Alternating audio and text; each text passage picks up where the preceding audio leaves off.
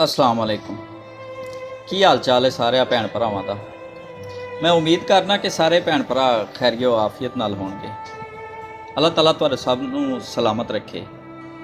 अच्छा यार, अज दे दौर विच मैं इंसानियत दा एक रुख यह भी वेखिआ है कि टीवी ड्रामिਆਂ ਦੇ ਵਿੱਚ तड़पते होए मरीज़ां नूं वेख के, विछड़दियां होइयां रिश्तिਆਂ ਨੂੰ ਵੇਖ ਕੇ लोग रोण लग पैंदे ने, उन्हां वास्ते दुआवां करन लग पैंदे ने कि किधरे इहदे नाल कोई बुरा ना हो जाए।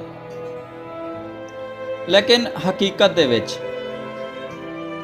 तड़पदे होए मरीज़ां नूं वेख के, विछड़दियां होइयां रिश्तिਆਂ ਨੂੰ वेख के लोग हकीकत नूं भी ड्रामे का नाम दे देते हैं।